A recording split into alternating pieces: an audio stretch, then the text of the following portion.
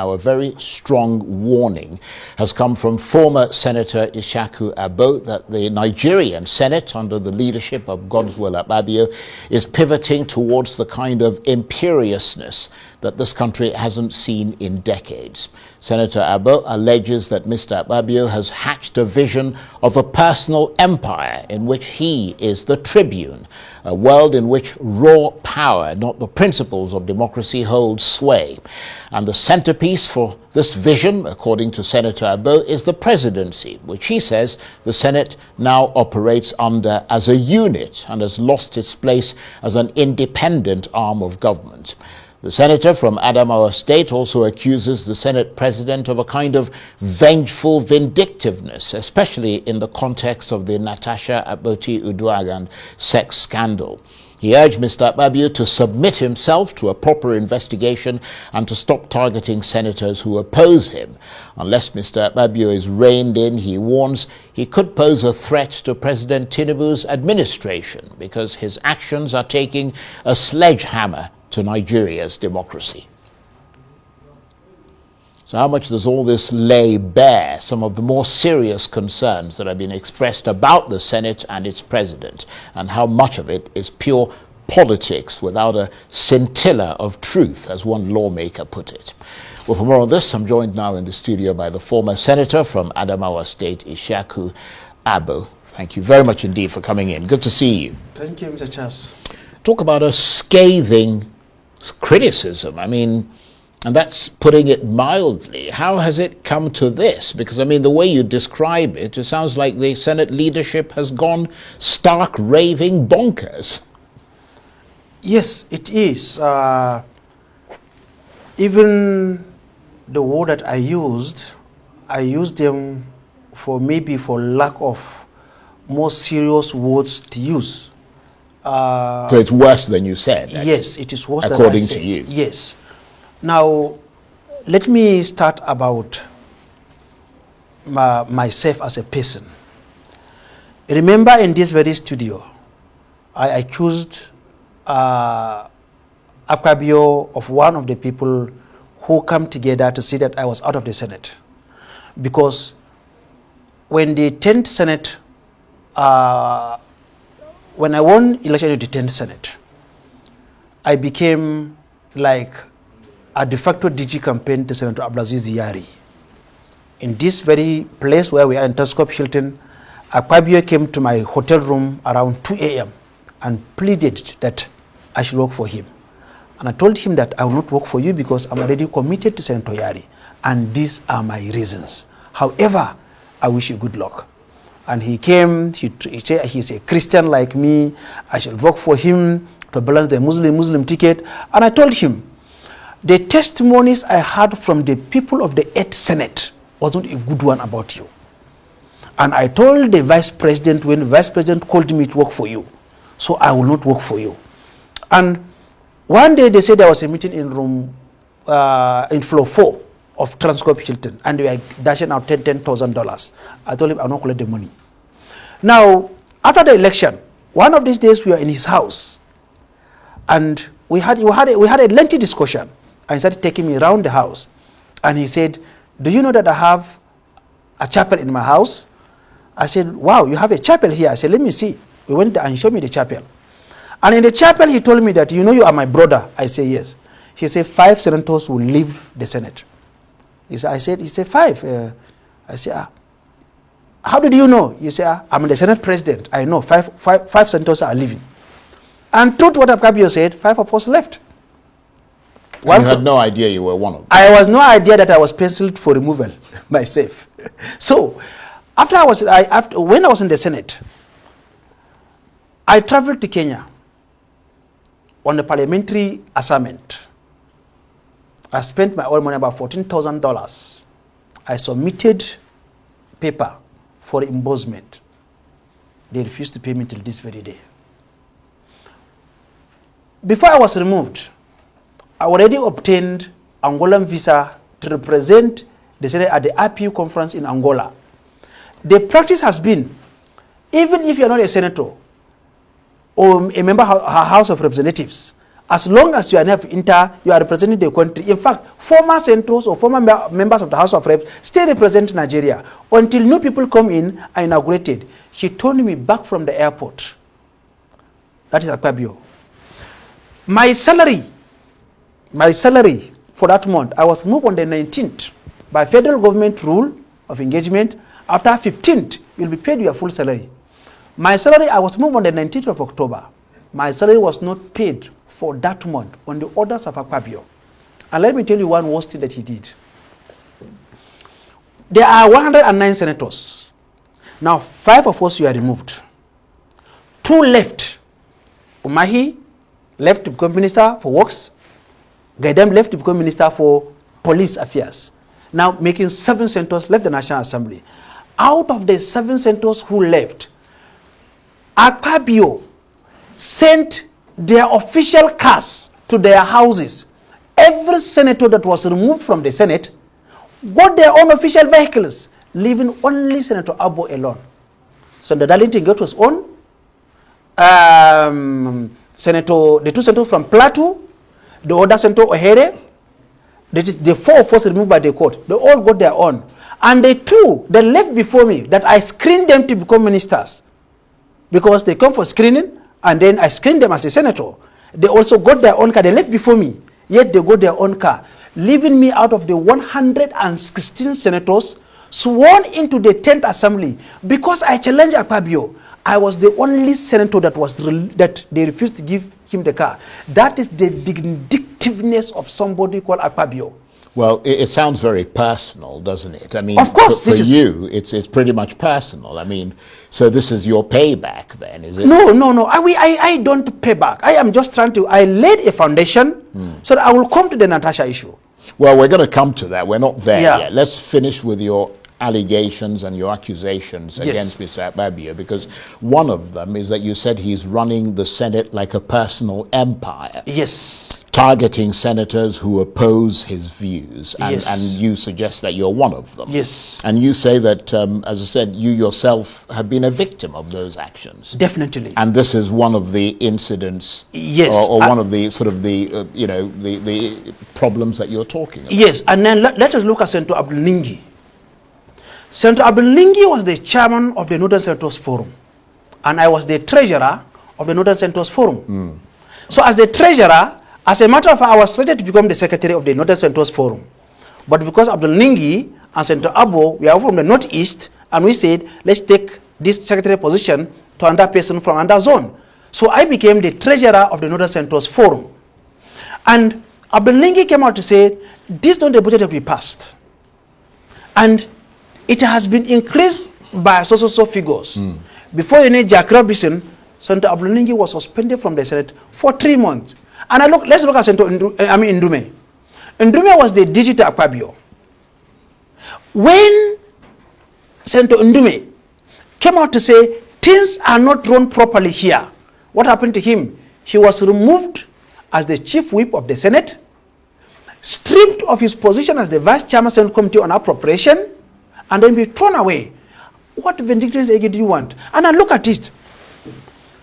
The same AKPABIO, I moved that motion to amend the rule of the Senate standing rule, that will allow only a senator that have served for at least 1 term of 4 years in the Senate before he go contest for leadership of the Senate. The amendment look Senate president only. The same AKPABIO went and brought in first-time senators and made them leadership of both minority and the majority, just so that he can control them, so that nobody can say anything to him. Do you know that in Senator AKPABIO's house, senators serve him tea? Well, I don't know. I am telling you now. But let me just say, and I am telling you now, and I told him that you are no longer a governor. These senators are your colleagues, we are not your commissioners. So they cannot serve you tea. So that kind of emphasizes the point where you say that he's running a personal empire. He's running a personal empire. But I mean, some might accuse you of speaking ill. I think you even addressed this yourself, of an institution that elevated you to prominence. No, I did not say that. And what I said in interview last time was that I had to speak ill of the institution that brought me to national relevance. And what we are doing today, remember last time I was in this studio where I defended the remunerations of the senators. So that I'm speaking good of the Senate.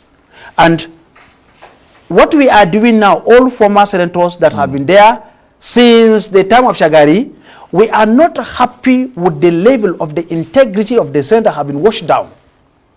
So, but we're fast running out of time, so I'm going to gallop ahead. I mean, you of course were a member of this current 10th Senate. Yes. Until you were removed by the appeals court in October 2023. Very briefly, just tell us how you lost your senatorial seat.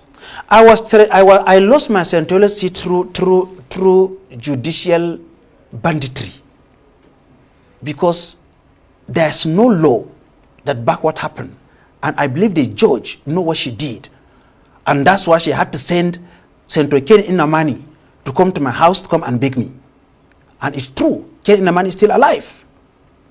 A situation where a judge said that local government election took place in 5 local governments, and she cancelled election in 2 local governments, differentialized 2 local governments, cancelled election in 263 polling units, and not order for election as the law stipulated. That is not the law. That is robbery. That is a coup against democracy. Right. So you think there was political pressure? Of course, he was pressured. And I said it time upon time. Right. And unfortunately, I petitioned the NJC, and NJC became a body that only punish small judges, magistrate and high court judges, but they cannot punish big judges.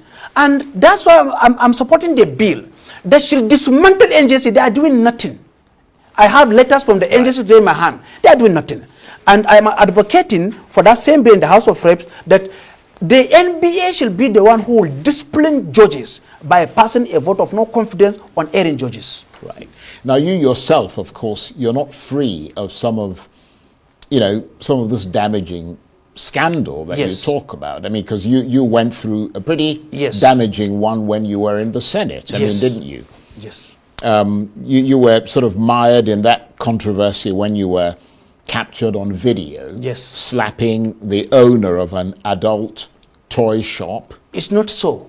In Abuja. I'll make the point and then you can refute it. I mean, you turned up there with 3 women to purchase some adult toys, and you were later the creation found, of the media. You were well, I mean, this is what the story that is circulating is. Yes. But you're here, you can refute it if you want to. I mean, you were later found guilty by a court, and you were ordered to pay 50 million naira to the shop owner. No, let me tell you what happened.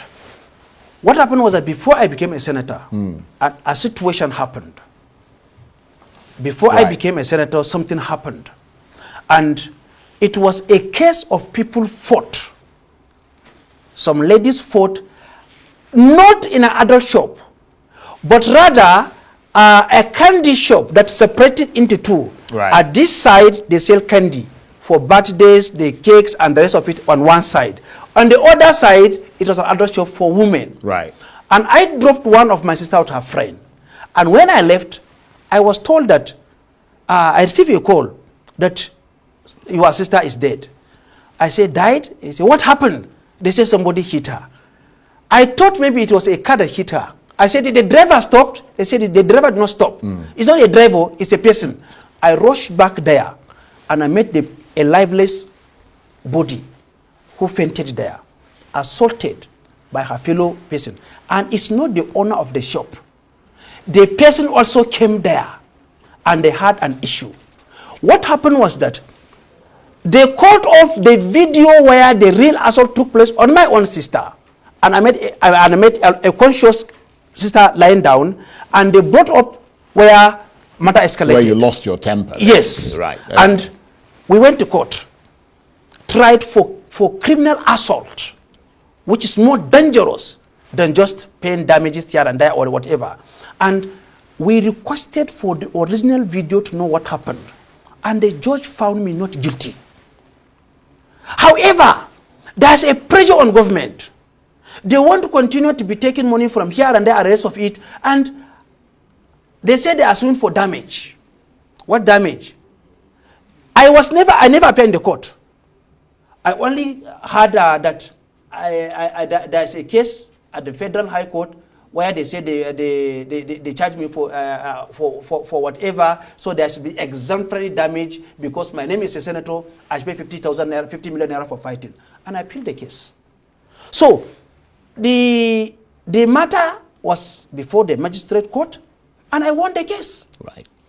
Okay, well, that's what you say. The thing that is in the public domain is slightly different. No, well, let's move on. You are hearing from me, Right. and you say you are giving opportunity chance to clear this, and you are hearing from me I now. understand that. And not also that they say it's a breastfeeding mother, and these are all lies. Right. Do you know that a situation whereby they hired a baby, so that the woman will hold a baby, so she's a breastfeeding mother.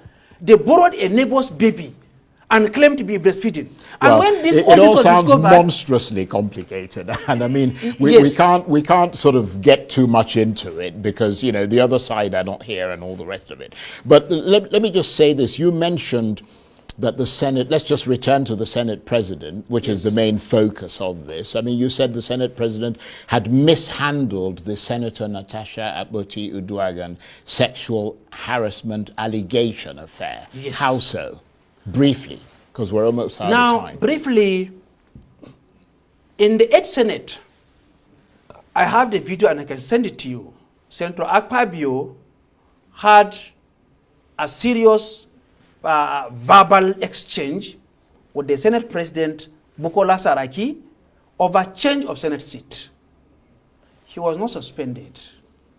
He was not investigated. The matter was handled with maturity. In the case of Natasha, it took a different dimension. Sat like the emperor that he claimed he is, and said the woman shall be suspended for 6 months, withdraw her security, stop payment of her salaries, not to be seen to close the National Assembly building, and even her aides should also lose their salaries. Far-reaching decisions. Even ordering the Inspector General of Police not to provide her with security. In another way, expose and so she will be killed. When you withdraw somebody's security, which is on right, that means you are exposing that person to be killed. And I know the IG, you see the police for all of us. Nobody owns the police. The IG realized that that is not a good thing to do.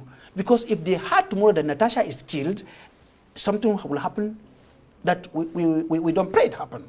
Now, if AKPABIO was not suspended for fighting with Saraki over change of his seat, why are you suspending Natasha for 6 months? If only your motivation is because of change of seat. Secondly, Natasha went to court and she got a court injunction barring the Senate from investigating her until the substantive matter is heard. Senate went against the court judgment and suspended her still, even when there's an existing court judgment. That is contempt of the court. It was after they finished suspending Natasha that they went to court to vacate the court order barring them after contempt of court. And I'm sorry to use this word, cowardly, the judge, instead of arresting AKPABIO for contempt of court, he vacated his own judgment that they broke. That's the pressure he was under. And instead for the judge to also go into the substantive matter, he recused himself from the case of Natasha. You see what is happening? It certainly raises questions. Let me put it that way, as politely as I can. So what is your advice to Senator Natasha Uduaghan now? Senator Natasha is doing what she's doing. And I heard that they want to recall her. Nobody can call Natasha. Take a note and write it down. Nobody can recall Natasha. You see, we are not a banana republic. The idea they will recall her and they went and forged signatures, 250 signatures. Let me give you these figures.